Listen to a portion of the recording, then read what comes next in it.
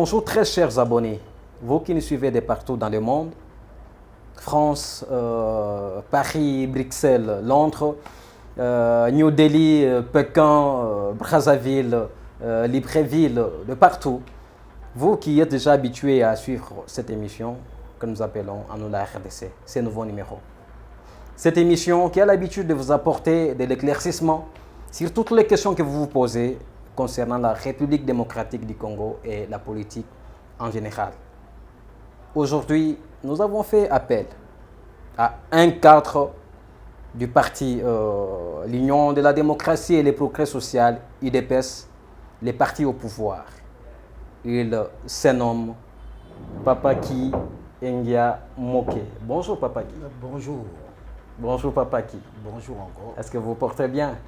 Tout va bien.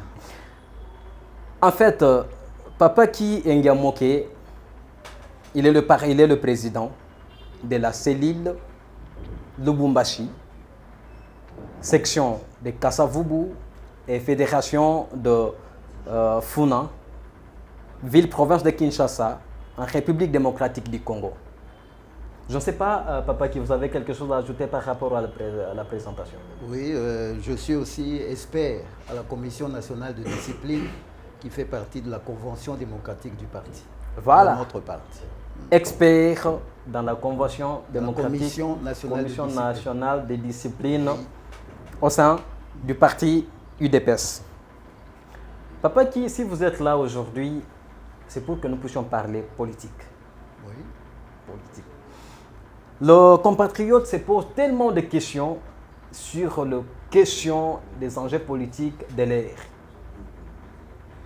Aujourd'hui, il y a quelques jours passés, nous avions appris qu'il y a eu quelque chose qui s'est passé entre les deux présidents des deux pays de l'Afrique, entre autres, le président du Congo-Brazzaville, Denis Sassou Nguesso, et le président du Rwanda, Paul Kagame. Nous avons appris que le président Sassou Nguesso a cédé plus de 120 km de l'espace juste en face de la commune de Maluku, ici, pas loin. Le président Paul Kagame, ça fait plusieurs années qu'il est accusé comme étant le meneur des troubles qui se passent à l'est de la RDC. Aujourd'hui, cet accord, cette entente, ils se sont mis ensemble pour que l'espace soit cédé 120 km à Brazzaville, juste en face de la commune de Maluku. Comment jugez-vous ces gestes? Merci pour cette question. Avant d'arriver à cela, il faut revenir à la genèse de cette histoire, aux velléités du Rwanda par rapport à notre pays. Voyons d'abord la densité du Rwanda. Nous voyons que c'est un petit pays avec peu d'habitants, tout comme la Belgique, notre colonisateur commun. C'est-à-dire qu'il y a un grand nombre de populations par rapport à la superficie, normalement. Mais contradictoirement, nous voyons qu'ils sont à la recherche des espaces pour mettre on ne sait qui. Vous comprenez? Et c'est là où nous allons intervenir par rapport à ce traité, parce que nous appelons ça un traité entre Sassou et Kagame, parce que ça nous met directement en danger. Donc nous nous retrouvons maintenant avec un danger à l'est et puis un autre danger au niveau de l'ouest. Revenons à l'accord de l'Émirat. Déjà à l'époque, tous les pays AFDL avaient décidé de prendre une partie de notre territoire pendant 300 km. 300 km. Ça, selon l'accord de l'Émirat, avant que l'AFDL entre dans notre territoire. Nous voyons aussi Sarkozy venir dire qu'il faut que les pays nantis puissent aider les pays qui ne sont pas nantis. C'est pour ça que nous nous retrouvons maintenant avec, par exemple, le Rwanda, avec devenir premier exportateur de coltan, alors qu'ils n'ont même pas de coltan chez eux. Vous voyez le danger où nous allons arriver, c'est-à-dire qu'à partir de Maluku, C'est à vol d'oiseau, c'est 5 mètres, 5 minutes. Papaki, oui. Vous venez de dire le Rwanda comme le premier exportateur de l'OTAN. Oui, de coltan. De coltan, voulais-je dire. Donc, au Rwanda, il n'y a pas de coltan. Il n'y a pas de coltan. Les coltans se retrouvent à l'est de la RDC. À l'est chez nous. Ce qui veut dire que pendant ces désordres qui se passent à l'est de la RDC, les Rwandais en profitent pour exploiter notre coltan et le vendre et se faire un nom, c'est ça? C'est tout à fait ça. Ok. Par rapport à ce que nous disons aujourd'hui, 120 km qui est cédé au Rwanda. Donc, vous voulez nous dire que c'est un plan diabolique qui est en train de se préparer contre Kinshasa? Tout à fait, parce que nous voyons qu'il y a eu une résistance de nos autorités par rapport à l'Est. Il y a déjà une résistance parce que déjà le coltan ne passe plus et nos frontières, on peut dire que nos frontières sont déjà bloquées, si je peux dire. Alors, ils ont essayé maintenant, avec Sassou, je ne sais pas pourquoi, c'est notre frère, mais ils ont essayé maintenant au niveau de l'Ouest pour pouvoir... Maluku, c'est à quelques kilomètres de Kinshasa. Exactement. Hein? Donc, c'est un plan pour nous rapprocher de l'Est.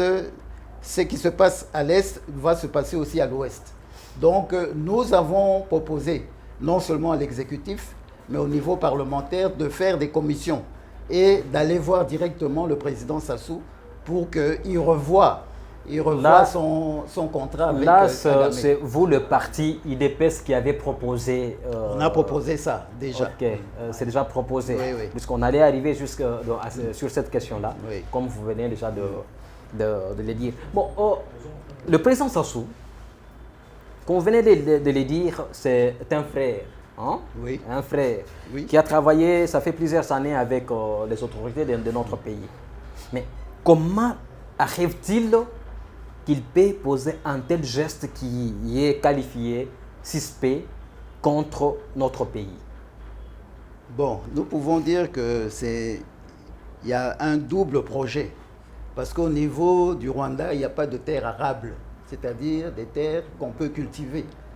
Eux, ils ont besoin aussi de l'agriculture au niveau de Congo-Brazza. Ouais. Peut-être que grâce à cette agriculture-là, ils pourront faire en sorte que les besoins alimentaires du Congo-Brazza puissent être renouvelés. Mais on en arrive toujours à notre insécurité par rapport à leurs besoins. Nous, on ne veut pas regarder leurs besoins, mais on regarde notre sécurité à nous, RDC. Exactement. Vous savez que, d'abord, concernant l'Est de la RDC, oui. Présentement, il y a des troupes ougandaises, oui. Je pense, qui sont là. Et c'est aussi de la République kenyane qui sont là. Depuis qu'ils ont dit qu'ils sont en train de traquer le FDLR, jusqu'à aujourd'hui, il n'y a pas de résultats concrets. Jusqu'à aujourd'hui, il y a des meurtres, il y a des tueries à l'est de la RDC. Vous et moi, nous savons qu'il y a peu de temps, le président Félix Tshisekedi oui. était en colère. Il a dit qu'il en a marre de voir le RD congolais mourir du jour au jour. Bon. Êtes-vous sûr que ces troupes-là qui sont à l'est du pays sont pour un but bénéfique à la RDC ou ils sont là pour un objectif caché que nous ignorons? Il faut voir ce sujet de deux manières différentes. Ouais. Au niveau de la mutualisation des armées, je crois qu'il y a quand même des résultats positifs, puisque on les a attaqués, surtout les ADF, jusqu'à leur dernier retranchement. Ouais. Alors, il faut comprendre que c'est une guerre asymétrique, c'est-à-dire que nous ne pouvons pas aller là-bas avec des tanks, des avions, etc. Quand ces rebelles s'enfuient de quelque part, ils vont autre part. En passage là, c'est là où ils commettent leurs crimes. Donc c'est assez difficile de les juguler ou bien de les maîtriser. C'est ainsi que vous voyez que tous ces meurtres-là sont la conséquence de ces attaques-là. C'est pour ça que, deuxième position, nous avons aussi une certaine mutualisation au niveau du Rwanda contre le M23. C'est à ce propos-là que le président a dit qu'il y a une complicité entre nos gens, nos militaires de l'armée, les FARDC, officiers de l'armée, oui. certaines autorités militaires avec les Rwandais qui veulent s'attaquer au M23. Nous savons que le M23 est l'ami des Rwandais. C'est-à-dire que l'argent que nous envoyons, ça leur sert à eux, puisqu'ils ne font pas le travail qu'il faut pour juguler ou bien maîtriser les M23. C'est pour ça que le président a dit, avec toutes les informations qu'il a pu avoir, il a dit qu'il devait s'attaquer à ce problème-là. Parce qu'on connaît déjà les noms de tous ces noms des officiers voilà, qui sont en train de travailler avec le Rwanda, soi-disant contre le M23, alors que c'est faux. Papa qui? Il y a eu une fois où il y a eu des soupçons. Pas des soupçons, on avait parlé qu'il y a eu quelques députés qui sont répertoriés, disant qu'ils sont complices. Ce sont des-là qui soutiennent les groupes armés. Jusque-là, nous n'avons pas appris quel genre de sanctions ces députés-là ont eu à subir. Nous n'avons pas entendu parler de ça. Et ce n'est pas aussi la première fois qu'on dise que les officiers au sein des FARDC sont complices de ce qui se passe là-bas. Aucune punition, aucune sanction, aucune mesure qui a été prise. Aujourd'hui aussi, on revient sur la même chose. Papa qui, vous êtes au pouvoir. Que pouvez-vous nous dire comme solution? Que pouvez-vous nous dire qui peut apporter, qui peut être comme une proposition pour qu'il y ait une bonne solution? Revenons un peu en arrière par rapport à ce que vous demandez. Vous devez savoir qu'il y a eu des députés provinciaux qui ont été arrêtés au niveau de l'Uturi et au niveau du Nord Kivu. Ce sont des choses que les gens ne veulent pas diffuser. Mais nous savons déjà, il y a des noms. Mbosso a dit, nous avons déjà une liste. Mbosso, le président de l'Assemblée nationale. Il a dit que nous avons déjà un listing ici de tous les députés et les économistes qui sont en train de travailler avec les forces négatives. Exactement, il avait parlé d'une liste. Il a parlé de ça. Mais par rapport à cette liste, jusque-là, aucune suite. Je vous dis qu'il y a déjà eu des députés provinciaux qui ont été arrêtés. Bon. Ils ont été arrêtés, c'est ça. C'est déjà un début de cette affaire. Oui, papa qui êtes-vous en train de chercher à distraire la population? Non, nous ne distrayons pas. Depuis que ces députés provinciaux ont été arrêtés, mais on voit toujours les choses qui se font de la même manière qu'auparavant. Puisque quand on les arrête, c'est-à-dire qu'on a arrêté les autorités de ces groupes armés. Oui. Ça veut dire que ces groupes armés doivent s'affaiblir quand même quelque part. Mais les tueries, nos compatriotes de l'Est meurent du jour au jour. Jusque-là, vous, en tant que parti au pouvoir, qu'avez-vous prévu? Quelle proposition? Je reviens encore à ce que j'ai dit tout à l'heure par rapport à la guerre asymétrique. Cette guerre-là n'est pas comme une autre guerre, comme Ukraine, Russie. Par exemple, là, nous savons qu'il y a des tanks qui doivent aller quelque part pour s'attaquer à la population ou bien contre tel missile qui se trouverait, par exemple, à Kiev. Ici, nous avons des retranchements de ces gens. Dès qu'ils sortent de là, c'est là où ils commencent, on appelle ça la politique de la terre brûlée. Partout où ils passent, ils sont en train de saccager, de tuer, et c'est assez difficile de les maîtriser de cette manière-là. Parce que c'est vraiment difficile quand ils sont en train de s'enfuir, et c'est à ce moment-là qu'ils sont en train de commettre tous ces désagréments que notre président a dit qu'il fallait que ça se termine.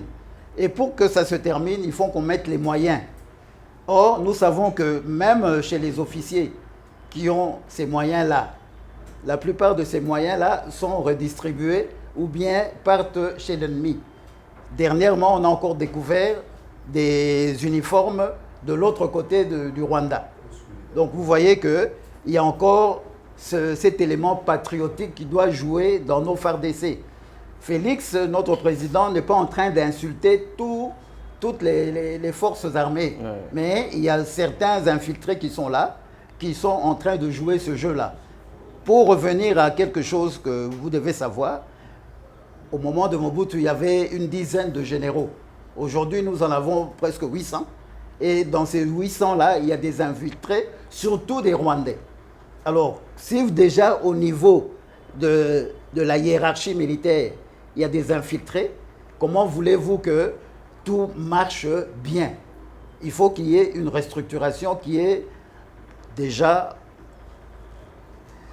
en formation. Vraiment. Donc, tout va... Chaque chose en son temps. C'est une guerre qui a duré depuis 2 ou 3 décennies. 2 ou 3 décennies. Ce n'est pas en 3 ans ou en 1 an de l'état d'urgence que nous pouvons juguler cette guerre-là. C'est une guerre. Déjà 2 ou 3 décennies que cette guerre existe. Donc 20 à 30 ans. Nous ne sommes pas un seul pays de l'Afrique centrale. Nous ne sommes pas un seul pays. Il y a tellement de pays qui vivent quand même en paix.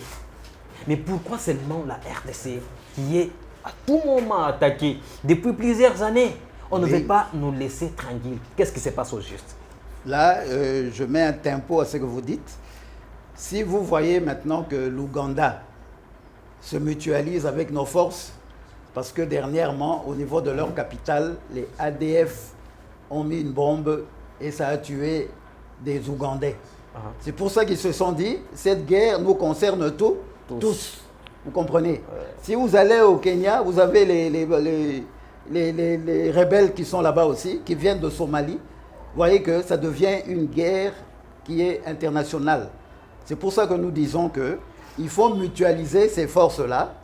Vous avez vu qu'on nous a envoyé aussi des Kenyans qui sont habitués à ce genre de guerre-là, que j'appelle toujours asymétrique. Parce que ce sont des... On peut parler maintenant, comme ça se passe dans les villes ou bien en dehors, on peut parler de guerre, de guérilla. Hein? Ce sont des guerres où il faut carrément savoir où aller déloger les rebelles pour pouvoir, comme ils disent eux-mêmes, les neutraliser. Souvent, vous avez... Bon, les autorités optent toujours pour la politique un peu de silence. Là, je reviens sur le 120 km qui est cédé à la République rwandaise. Parce qu'on dit, la société qui va occuper cet espace, c'est une société qui est propriété de M. Paul Kagame. Vous nous avez dit ici que vous aviez fait de propositions concernant cette histoire-là. Et nous sommes dans la paix de voir que peut-être vos propositions n'aboutiront à rien. Puisque souvent, quand de telles choses arrivent, nous voyons le gouvernement central qui reste comme s'il n'a rien vu. Papa Guy, pouvez-vous nous rassurer que par rapport à vos propositions, et vous serez aussi à mesure de faire le suivi jusqu'à la fin, afin que Kinshasa ne puisse pas tomber dans l'insécurité? Ça, c'est une bonne question. Je reprends ce que je dis. Non seulement nous allons aller au niveau du gouvernement de Congo-Brazza, mais nous allons aussi aller dans les instances internationales. Oui. Nous sommes membres de l'Union africaine. Nous sommes membres de l'unité de l'Afrique centrale, ici des pays de l'Afrique centrale. Et donc, aussi dernièrement, on vient de ratifier concernant la communauté des États d'Afrique de l'Est, où au sein de laquelle il y a 2 hommes forts, Paul Kagame et Yoweri Museveni.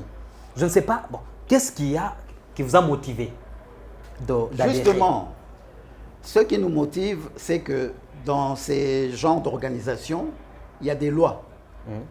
Quand vous êtes dans une organisation, vous devez respecter ces lois-là. Exactement. Et c'est à ce niveau-là que nous allons intervenir pour montrer, par exemple, au Rwanda, attention, nous sommes tous dans la même organisation, vous ne pouvez pas faire ceci, cet article dit ceci. Voilà, nous allons nous référer légalement à ce que dit les statuts de ces organisations-là. C'est ça notre force. On a voulu y adhérer pour un peu nous montrer que, attention ici, Rwanda, vous n'avez pas suivi les règles du jeu. Merci beaucoup. C'est une politique une diplomatie agissante. Ce que veut nous montrer Tshisekedi, c'est qu'il essaie de neutraliser toutes ces forces-là au niveau des pays qui sont limitrophes. que ce soit l'Ouganda ou bien le Rwanda et même le Burundi. Voilà. Très chers abonnés, je pense que vous êtes très attentifs à ce que nous sommes en train de dire ici. La RDC, c'est ton héritage. La RDC, c'est notre héritage à tous. Nous devons nous mettre ensemble pour travailler, nous battre enfin comme demain ou après-demain, que notre pays retrouve sa dignité.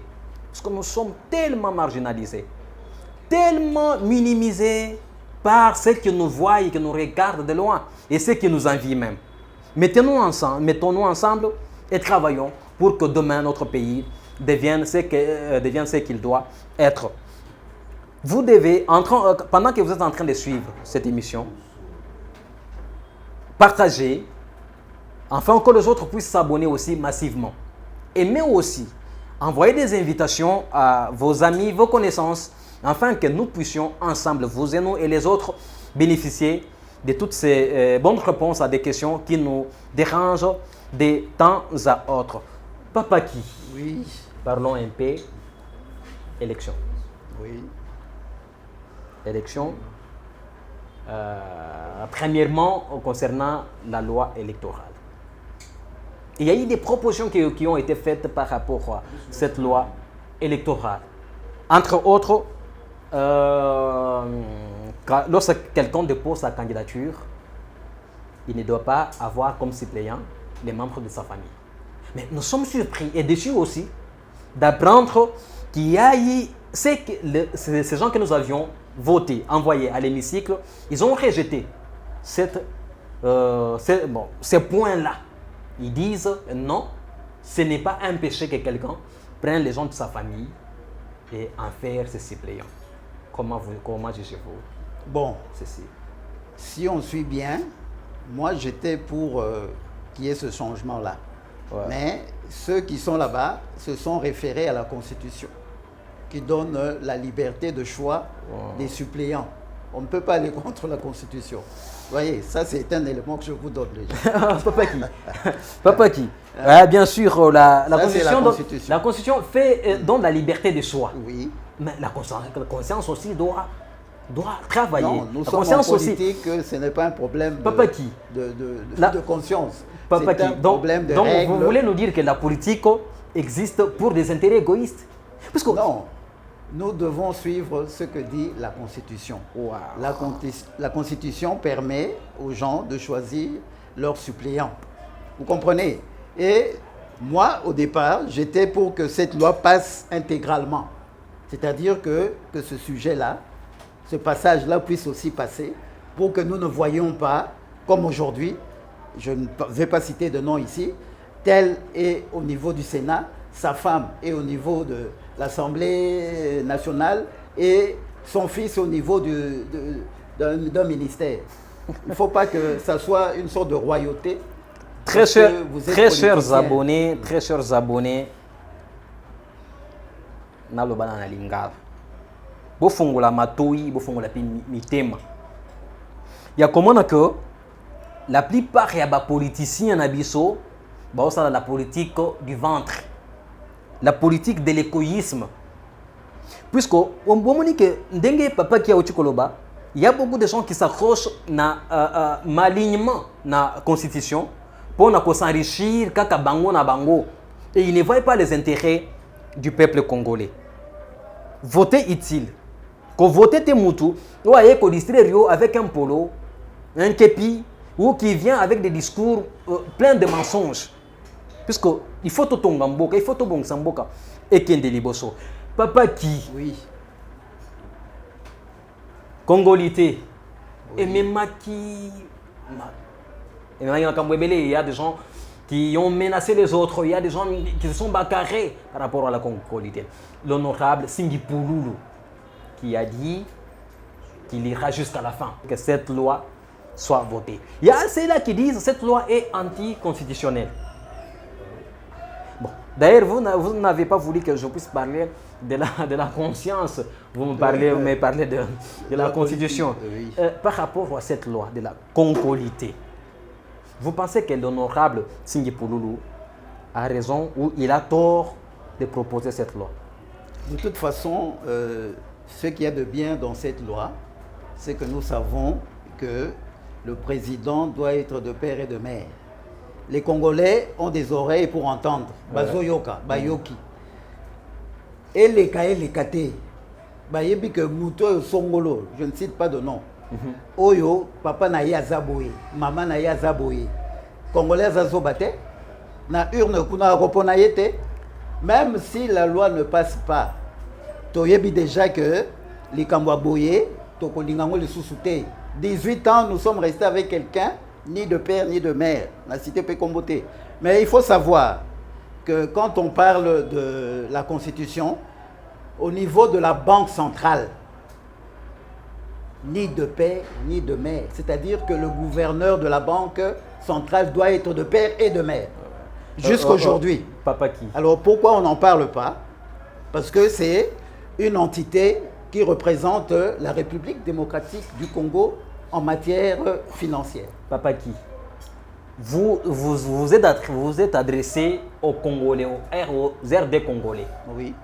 Mais je vous rappelle encore qu'en commençant, lorsque j'ai abordé cette question, j'ai bien dit qu'il y a eu des gens qui se sont menacés, qu'il y a eu des gens qui se sont bagarrés. Et ces gens dont nous parlons ici, ce sont des Congolais, des RD Congolais. Oui. Puisque vous avez dit, les Congolais savent qui est des pères et des mères. Oui. Mais parmi ces Congolais, il y a ceux-là qui se bagarrent parce qu'on a dit que ceux qui doivent occuper le poste de grandes responsabilités doivent être de pères et de mères. Donc il y a déjà des tendances confondues, deux groupes de gens qui sont en opposition. Et comment faire? Qu'est-ce qu'il faut faire pour qu'un camp, moi je ne défends pas un camp. Comment faire pour trouver une solution?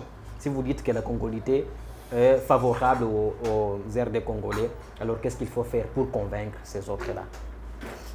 Moi je dirais ceci. Comparaison n'est pas raison.